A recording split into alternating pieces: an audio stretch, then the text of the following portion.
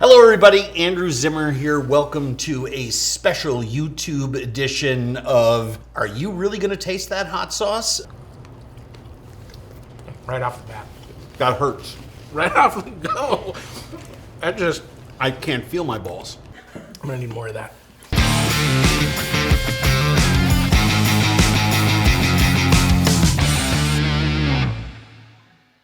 I'm a big fan of hot sauces. I have 200 of them at my house. You're a big fan. Patrick McMahill, I am.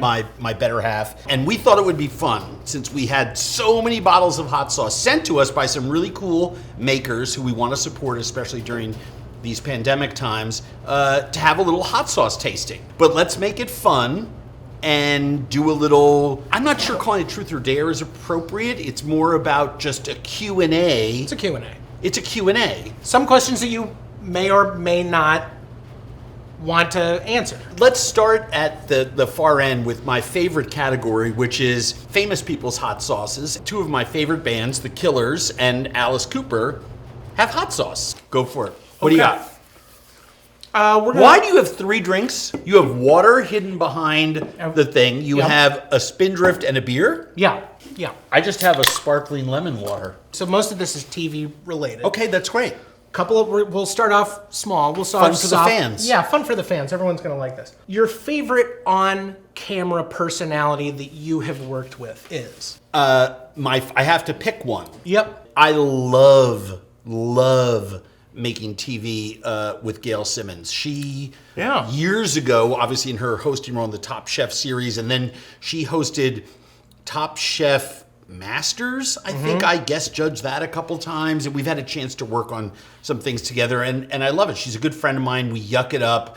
She's one of those people in my life who I actually tell real things to about my life.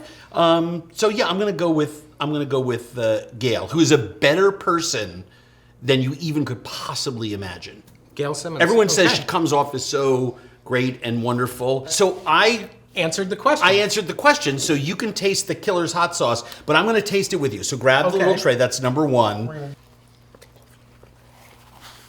Wow, much hotter than I thought. It's got good flavor. Great flavor. A lot of smoke. Comes after. Yeah, it's not a creeper. It just gets. Yeah. That's very good. Really good. Nice work, Killers. Really good. Well, maybe they're making it themselves in their bathtub on the tour bus. Dude, that's quality. Yeah. That's Next quality. question. Okay. From a culinary standpoint, Yeah. who's the most talented chef you have ever worked with? And I just want to warn you that this is the last softball. I have two or three that tie for first that you just can't distinguish between the two. Obviously, my friend Jose Andres. But his team, Aitor Zabala, who was his head of culinary at one point. Aitor Zabala may be the most under-talked about chef on planet Earth. His skill set is just absolutely immense. And when he and Jose were cooking together, it was beyond. Pierre Garnier and Hervé Tisse, when I got a chance to do a thing in Paris with the two of them, was a pinch me moment. Ferran Adria made lunch for me, a baby rabbit leg. No molecular gastronomy, just he made a dish that his grandmother would serve for lunch. So too many to say, but the first thing that came to my mind was Jose and Aitor. You're up. What is that, Alice Cooper? Okay. Yeah. No More Mr. Nice Guy. Oh, so this. No okay. More Mr. Nice. That's his song. Yeah. That's his song, and I'm going to join you. You know who also did that song and did a great version of it? Who? Pat Boone. You know you're kidding me. In fact, Yeah. look at this album cover. Pat Boone in a metal mood. Yep. No More Mr. Nice Guy. Yeah. I just like Pat Boone in a vest And nothing else. and nothing else. This is not as spicy as the Killers one, but got great fermented vinegar flavor. Oh, yeah. Okay. Very good. Next question. Reading one of Bourdain's cookbooks. Yep. And in that cookbook, he stated that he never considered himself a chef, that he was a cook, that he executes. Yep. Where I does- disagreed with him tremendously on that. Yeah. And I would argue with him about it all the time. Because as a chef and a leader, he would always say that, but he earned the respect of people inside and outside the kitchen. And when he was at Leao, number one, the food was really good. Yeah. But, you know, he wrote Kitchen Confidential, the book that broke him. You know, well, first it was a New Yorker article, right? The whole reason he was able to give that insight was because he did have the respect of those people and had that information at his fingertips. What's the difference, and where do you consider yourself? I mean, you've cooked for me. I can't even, at this point, I've worked here for Pretty fucking lucky. 2.5, 3 years, and I've put on at least 20 pounds. So, like, you've cooked for me enough. No, but here's the thing. What's the difference? I have had the job. Yeah. I've had the job, I've had the title, I've played the game, right? But at its very core, the word chef it's a leadership position. Are you able to lead a team in a kitchen? If you've done the job, you've done the job. It doesn't matter whether it's a 3-star Michelin restaurant or, you know, a very humble little 2-person kitchen only open for breakfast and lunch. If you're a chef, you're a chef. You're a leader, you're a leader. But thank you. That's a good answer. Yeah. I like that. Okay. Well, thank you. What's Yeah. our third sauce? This is the Crazy Duck. Crazy Duck. Fantastic. Slide it over. It's like a 4. Delicious flavor. Yeah. Not that hot. Not hot at all. Delicious flavor. Okay. Here's a little dare. In this moment right now, can you sing me Chattanooga Choo Choo? Do you want it with dance moves? Yes. Do you want it choreographed? Yes. And you want me to do it now? I'd like to see it now. The Cole Porter standard. Yes, sir. Where were you in 1974? You weren't born I yet. was not born yet. You were not No, born yet. I was not born yet. 1974, I was in Lech am Arlberg with my father in a hotel that, for fun, no TV, no radios or anything like that, once a week the guests would have a talent competition. And my father and I won with this. I wish he was here to perform it with me. Are you ready?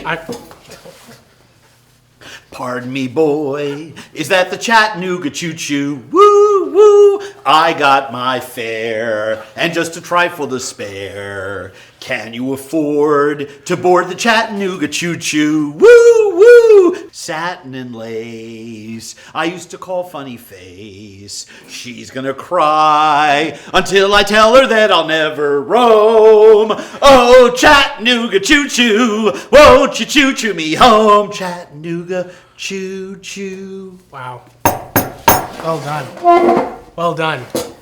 I told you that story once. You did. Great question. Hence why I asked. Yeah, the no, question. I had to do it. That was very. Habanero. Because I am a good dude, I'm gonna try the habanero with you because and this is silly chili. Silly chili. The thing is that all these people in these companies sent me their sauce in the hopes that we would taste it. All of them are delicious. All have different heat. You can actually taste the habanero pepper. And habanero and Scotch bonnets have they're two very similar chilies, have a distinct flavor. What's the next one? That's very good. Oh, That's a very good sauce. I kind of want to take this. Yeah, no, it's a home great with me. one. It's my gift to you. You've been in the business how long now? 20 years. In fact, you have a great story. You were being discovered. So there was a show called Typical Mary Ellen that was on at the very beginning of HGTV, and it was a home tipster show. Tip, T-I-P, ickle Mary Ellen. And It writes itself. This half-hour show was, here's the easiest way to polish your silver. Yeah. So I started getting into food, and I was being interviewed to be their food guy. I'd be in like a third of the episodes. And the producer here was local. I went to meet him, and he had an outer office, and he had those old phones with one red button that was hold and then the clear buttons. And this is rotary, right? Right, so that if you're on that line, Yes. that button illuminated. That's exactly right. And I get up to go into the office with the open door. Secretary said, Mr. So-and-so will see you now. Well, she started to, and I got up, okay. at which point she just said, 1 second. Like, oh, okay, he's still on the phone or whatever. She nodded to me, and I walked in, and this producer has the phone in his hand. Uh-huh. And he's doing this. Come in, sit down. And he goes, Murray, I gotta get off right now. The biggest new star in food television just walked in my door. That was before he told me I was getting like $50 an episode, but it was gonna make me. But you wanna know something? He was right. When you walked in the door and he was on the phone, I almost burst out laughing. None of the lights were illuminated. It was total bullshit. It was that's what I wanted to make sure. Kind of long con. Yeah. Which one do we need to try now? This would be the unicorn blood. See, Irish Spike. Wow. I mean, that's great food. Mm-hmm. You'd put that on anything. Yeah, that's That is citrus that's and a winner. chipotle marries up so well. That is an absolute winner. All right, next. Actually, I was going to ask this the last time, and when I started out, you've been in the business a long time. So you've been in the business a long time. Yep. The next show. Who do you like more? Who do you like more as a human being? Not as a colleague at work, but as a human. Who's a better human being?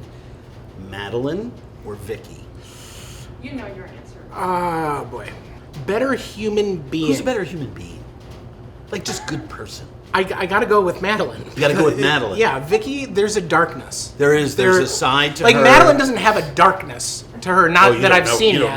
You don't know her well. I don't know. I got pretty tossed with her in L.A. I mean, I'm sorry. Dude, I adore you. You're my favorite. But wow. No, Madeline. Wow. Vicky is one of my favorites. Listen to you tread water in the show. I don't like decent. Just people. stand up. I don't like great people. No, you're a bad person. Thank you. Are you saying you don't like Madeline? No, I love Madeline, but I could never. What are you saying? I could never be like Madeline. Like, she's a better person than I am. I guess that's what I'm trying to do. Because she shows up on time and puts in an honest No, I day's do all work that. for I an do honest all day's that wage. shit. It's just that she's cares good. about other people. She cares about other people. She cares about other people. Okay. I guess you answered the question, so I have to taste this nightmare. The last dab. Yeah, this one's gonna be fucked up. That's from Hot Ones. But this is an show. Apollo pepper? 10 out of 10 on the heat meter. I'll go with you, dude. I'll get in there. Right off the bat. That hurts. Right off the go. I can't feel my balls. Because they're scorched. Oh. That's really hot. Wow. And yet, there's a lot of good flavor there. Oh, Like, great, but because- that's not one of those sauces that you're like, that's just hot for hot. It's like, oh, fuck me. Here's the thing. Hey. Well, you have your beer. I'm going to need another one of that. Scotch bonnets, habanero. By the side of my tongue is blistering, I think. All the really hot chilies have really great flavor because they've been crossbred from chilies with good flavor. As opposed to there are some chilies that are just scorching, spicy, hot, and their signature flavor is heat. That signature flavor is heat. You don't need to go to the hospital or anything, do you? No. Okay. Oh, God. What's your next question? Which one is this? I don't know, but it's got a giant caution sign on it and a nuclear bomb on the label. Okay, so that one's going to be hot. The label says, a more sophisticated, brutal heat from the hottest peppers known to man. Okay. Yeah. I'm gonna need more of that. You got your beer. No, I know. But the beer, go ahead. Then the burps happen, and then it's the heat burps. Okay. What is the most embarrassing thing that has ever happened to you in a Roman hotel room?